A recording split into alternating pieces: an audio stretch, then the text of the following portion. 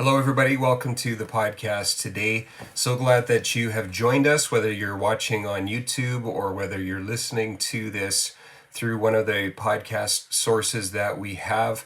Hope that you're having a great day. Yesterday, of course, in the sermon, we gave Jesus tough teaching on lust and adultery. And I want to, in the podcast here, explore the issue of adultery, divorce, and remarriage. What does Jesus have to say about this? So this is going to be a three-part series on the podcast. It will take a little bit of time to unpack that, so I want to make sure that we can unpack that properly. Now, as a pastor, I, of course, deal with this on a fairly regular basis, whether it's in pre-marriage counseling or in counseling couples who come in to see me who are experiencing struggles and troubles in their marriage and wanting to know, okay, what does the Bible have to say about adultery, divorce, remarriage? Those are the practical kind of questions that people have for me. And one of the things that I have learned over the years is that no one wants it to happen to them.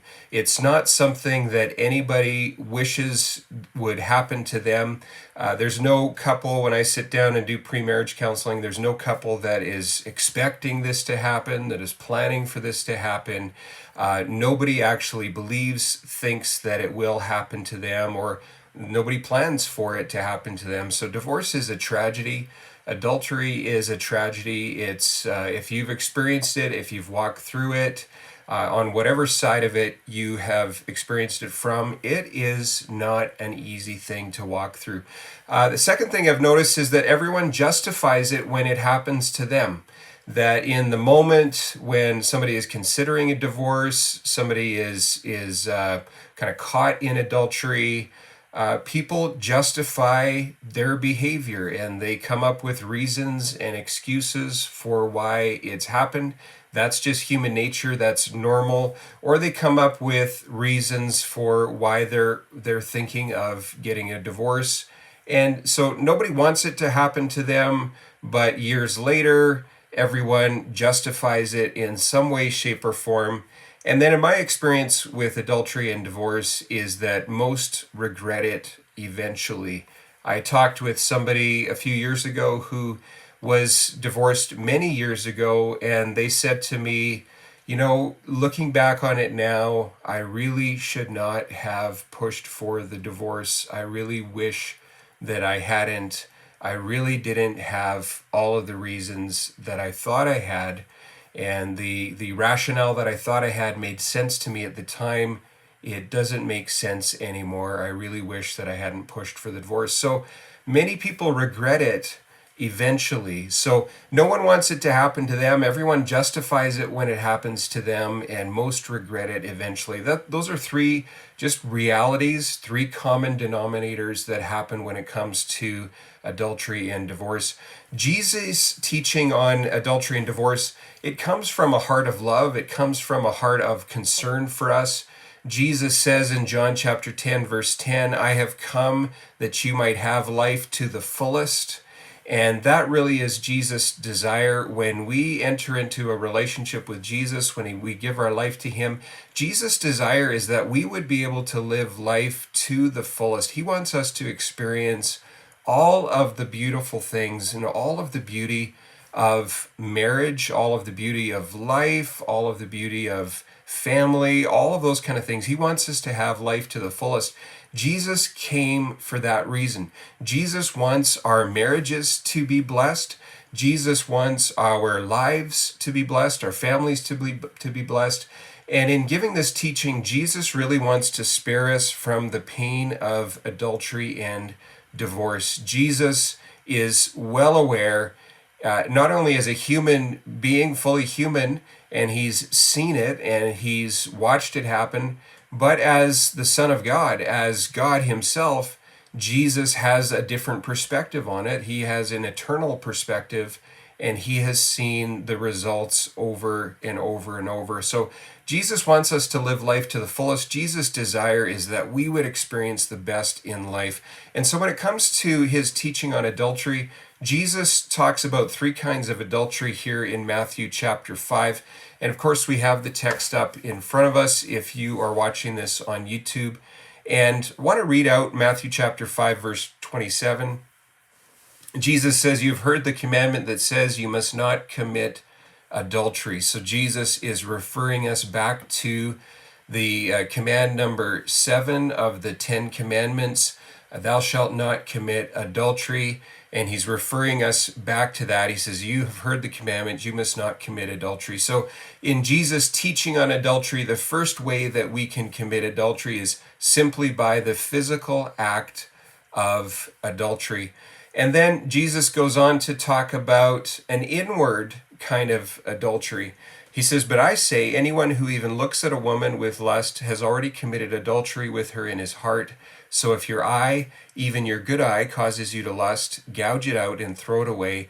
It's better for you to lose one part of your body than for your whole body to be thrown into hell.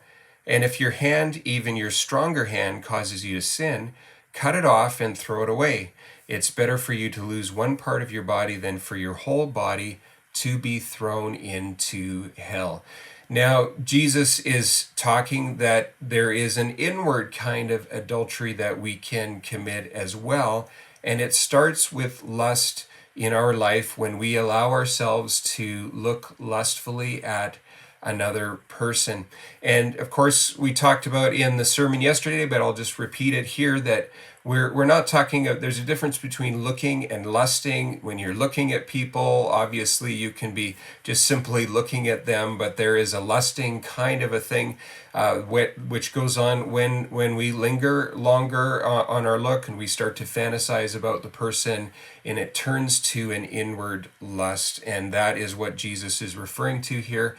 And he says, take that seriously and have a eye gouging mentality, a arm cutting off mentality. Take lust seriously, because ultimately what's happening inwardly can lead to action in the outside world. So 2 ways that we can commit adultery. One is the physical act of adultery. Second is an inward kind of adultery where we're lusting after somebody within our heart. And then the third kind of adultery that Jesus talks about is divorce. And it's important to keep this in mind, because many people, when they start to look at Bible passages about divorce, they come to this passage and they look at it as a passage on divorce. And in the context of Jesus' sermon, it's actually a passage on adultery. And I'm going to explain in this podcast why this particular passage in Matthew chapter 5, 31, 32 is about adultery and not about divorce.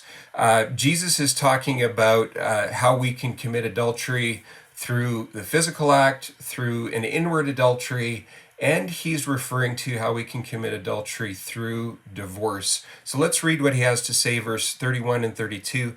"You've heard the law that says a man can divorce his wife by merely giving her a written notice of divorce. But I say that a man who divorces his wife, unless she has been unfaithful, causes her to commit adultery, and anyone who marries a divorced woman also commits adultery." So it's important to, as we look at this particular text, that the context is Jesus is teaching about adultery, and this context is not about divorce, it's about adultery. Jesus' teaching on divorce is going to come in another passage. Now you'll notice in the New Living Translation it says there a big heading, teaching about divorce, just to let you know that that is actually not part of the original Bible text. That's something that is put in there by the translators of the New Living Translation. But I want to explain why I argue and why I believe that this is a teaching on adultery here. Because when we look at the context of what Jesus is saying, the historical context in Jesus' day, you might be aware of this, but women's rights, according to the customs at that time, were extremely thin. There were not many laws related to women's rights in Jesus' day. And in the worst situations, Now, you could have a great situation with a great husband, a great father, a great family, and they had a very healthy outlook towards women. And so there were situations like that existed in the ancient world. But in the worst situations, and really in a typical situation, or at least according to the law, women were seen as property. In the ancient world, marriage was an exchange of property. The woman didn't have a choice in the marriage, it was an arranged marriage. And sometimes the husband didn't have a choice in the marriage as well. Sometimes it was arranged by their parents. But women were seen as property. Sometimes even it was common in some situations for an older man to marry a younger woman. And so the husband might be in his 30s, the woman might be 15 or 16 when she is getting married. And it was an exchange. There was money exchanged, there was a dowry exchanged. So women were seen as property in the eyes of the law. Their life was controlled, first by their father and second by their husband. So that was a little bit of the context of women's rights in that time. And the mindset of religious people in this era is, in Jesus' day, people like the Pharisees and the Sadducees, people who took the commandments seriously, wanted to obey the laws regarding adultery. Their mindset was, I don't want to disobey the letter of the law. So the Ten Commandments says that thou shalt not commit adultery, therefore I do not commit adultery. And what happens sometimes, unfortunately, for religious types and for those of us, all of us, whenever we start to think in more of a religious kind of a way where we're looking to obey the letter of the law, what happens is that sometimes you can start to look for a loophole. And the people of Jesus' day were looking for a loophole in this law because in some cases they wanted to marry someone else and they regretted the person that they had married. For whatever reason, that person didn't match up to what they were hoping for or what they were expecting, and they wanted out of the marriage. Now, the woman wouldn't have a choice in that, but the husband would have a choice in that. And so they're looking for a loophole. Well, they found that loophole in Deuteronomy chapter 24, verse 14. And I want to take us back there, Deuteronomy 24, verse 14. And they found this, 24 verses 1 to 4. I'm reading the 1 and the 4 as a 14. Deuteronomy 24, verses 1 to 4. They found a loophole here. And it seems like in Moses' time, there was a collapse of the family in that era. And this collapse was actually a negative thing for women because, again, through much of human history, women were seen as property. And when there's a collapse in the marriage, when there's a collapse in the family life, when divorce is becoming rampant, it really is not a good thing for anybody, but it really was not a good thing for women in that day. And so Moses issues this command as part of the book of Deuteronomy, part of his sermon there. And here's what he says in chapter 24, verses 1 to 4. He says, suppose a man marries a woman, but she does not please him. Having discovered something wrong with her, he writes a document of divorce, hands it to her, sends her away from his house. When she leaves his house, she is free to marry another man. But if the second husband also turns against her, writes a document of divorce, hands it to her, and sends her away, or if he dies, the first husband may not marry her again, for she has been defiled. That would be detestable to the Lord. You must not bring guilt upon the land the Lord your God is giving you as a special possession. Of course, as we're reading this, we're confronted with the reality that the customs in Moses' day, 4,000 years ago, were a lot different than they are today. The attitude towards women in Moses' day was a lot different than it was today. But Moses' command here, the intention of Moses' command seems to be he's wanting to slow the process down. So this man has married this woman. For some reason, he's discovered that there's something wrong with her, and he wants to write a certificate of divorce. So Moses' command is intended to slow the process down. There's another text in the Old Testament that tells us that the person had to supply 2 or 3 witnesses in order to prove that the divorce would be legitimate. That this also made husbands count the cost. One cost was that they could not remarry the first wife. So what happens if they married somebody, they've had children with this person, and for whatever reason they are wanting out of the marriage, possibly because they are actually lusting after somebody else and they see somebody else that they want to marry. And so they issue this ticket of divorce and they go try out this other person, find out that this other person is not all that great, wish that they could go back to the first person. And so this law actually prohibits that from happening. And it seems that the intention of this is to slow down the process so that the husband wouldn't just simply be issuing the ticket of divorce just for silly reasons, but desiring to slow the process down. So it made husbands count the cost. It also protected the dignity of women, because if the woman was divorced, it would be assumed that she was being unfaithful. It would lessen her prospects of a future. The husband was required to write down the reason for the divorce so that the wife would not be seen as just a piece of property in the transaction. There had to actually be a reason given for the divorce, and because people would assume that the wife was unfaithful. They would assume the worst. Or perhaps later on, people would start to talk and say, "Oh, this woman got divorced. Don't marry her because she was unfaithful." And there may be rumors circulating about that. So they had to write down the reason.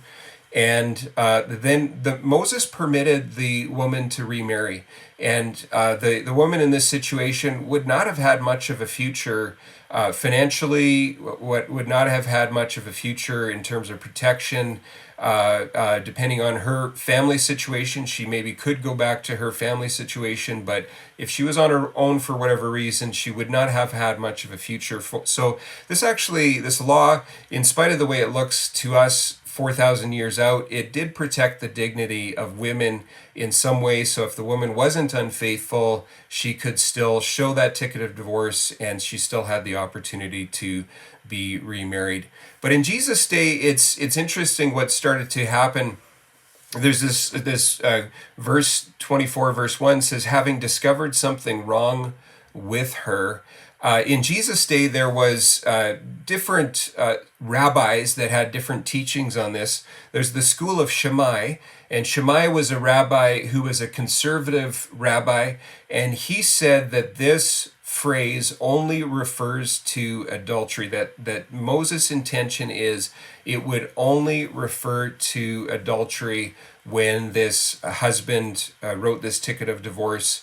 And so he, of course, is taking a very conservative position, and it would only be if the woman had committed adultery. And so that's the school of Shammai. The school of Hillel, Hillel was more liberal, and his view on this was that anyone that displeased the husband, or anything that displeased the husband, was something wrong with her. That's what the phrase meant. Something wrong with her meant that was anything that displeased the husband. And so there's actually hints of this controversy between Shammai and Hillel.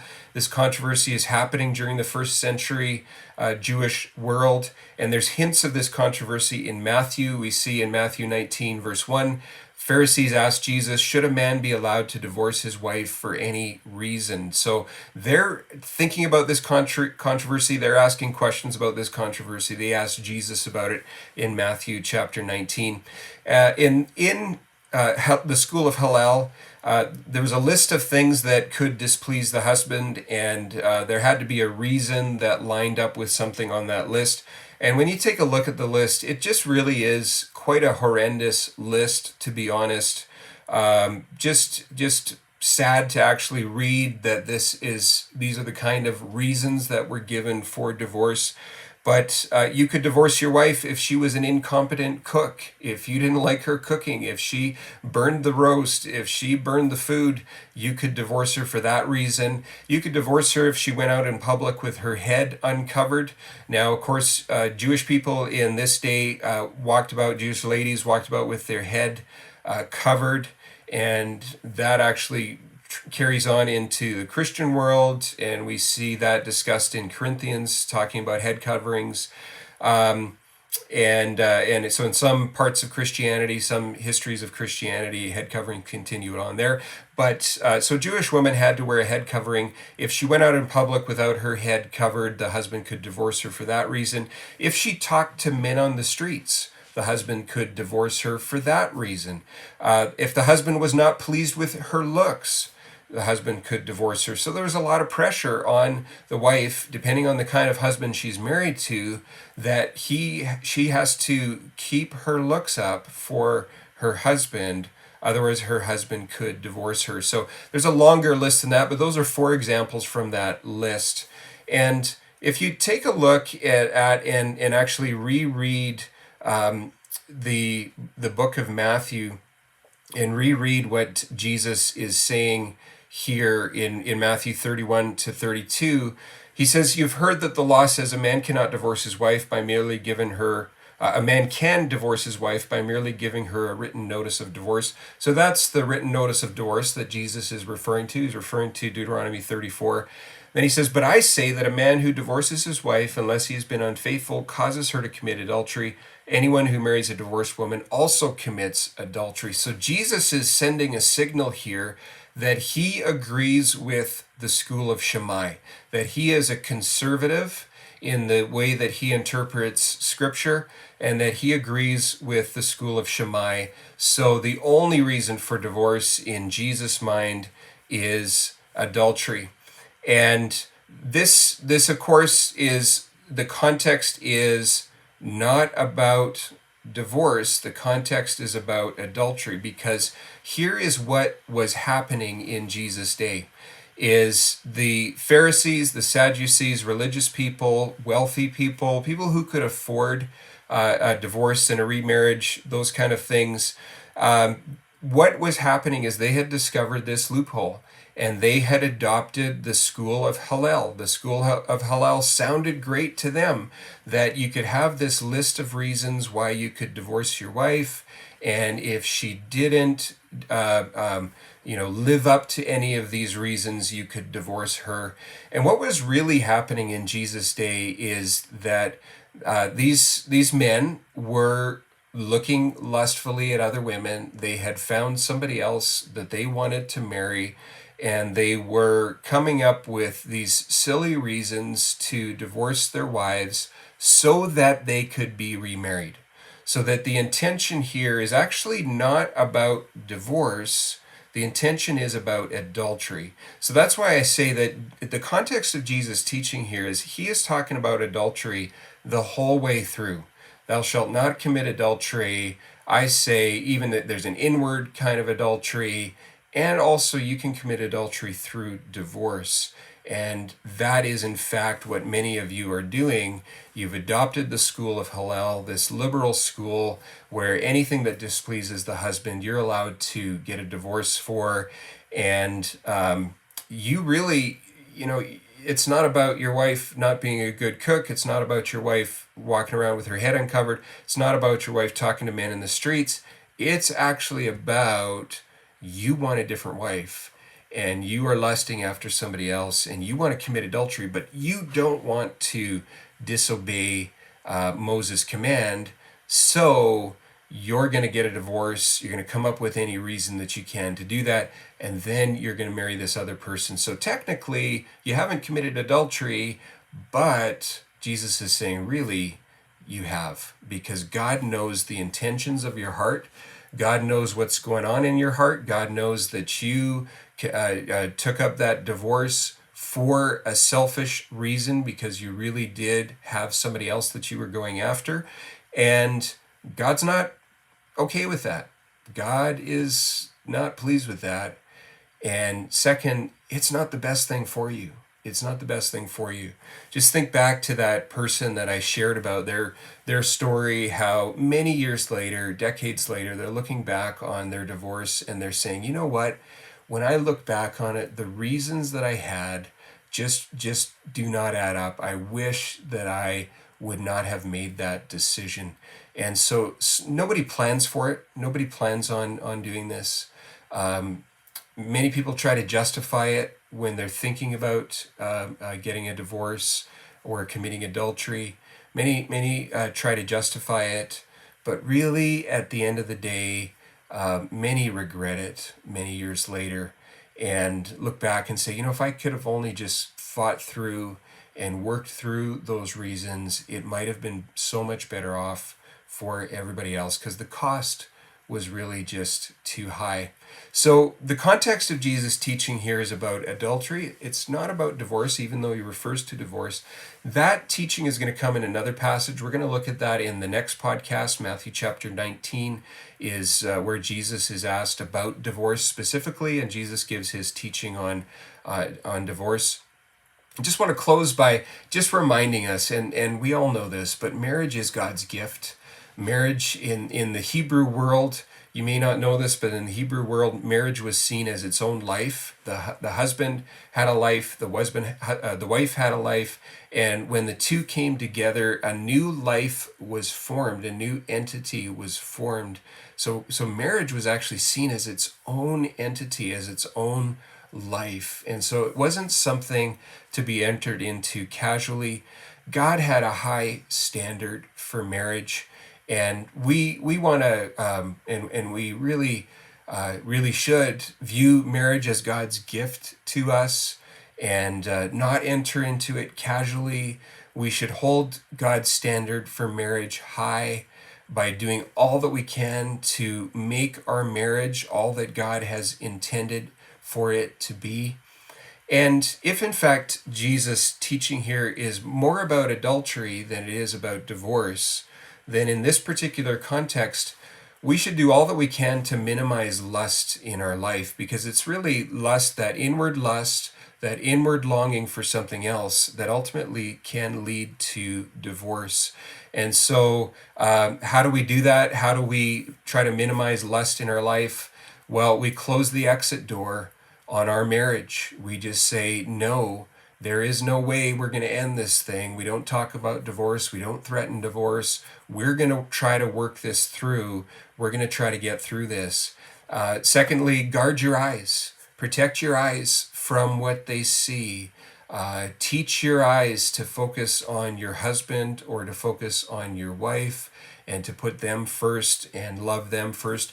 Guard your mind. Guard your fantasy life. Guard your thought life. If you find your thoughts straying and moving to somebody else, ask the Lord to help you move your thoughts and your thought life back towards your husband or your wife. Guard your emotions. If you find your emotions moving towards somebody else, ask the Lord to help you to move your emotions back towards your husband or towards your wife.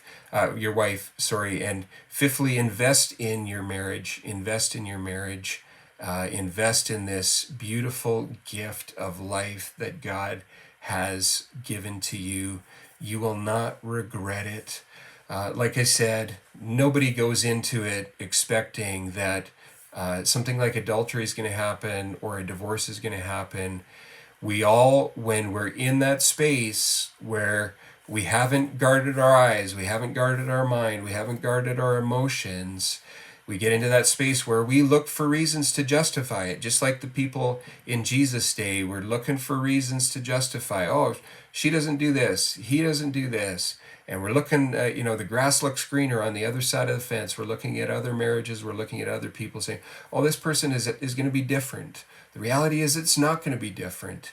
And many years later, you might regret what you're considering right now in this moment. So close the exit door, guard your eyes, guard your mind, guard your emotions, invest in your marriage, and ultimately, Jesus wants a blessed life for us. Jesus wants the fullest life possible for us, and this is the way to get there when it comes to marriage. So that's Jesus' teaching on adultery.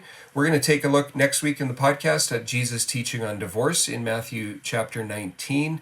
And then this will probably be a 3-part series, and we'll do another one on divorce and remarriage, and what does remarriage look like, and what are the biblical options there. So we'll talk a little bit about that in the future. Hope that you have a fantastic day. Thank you so much for joining us, and may God just richly bless you today. Have a fantastic day. Take care.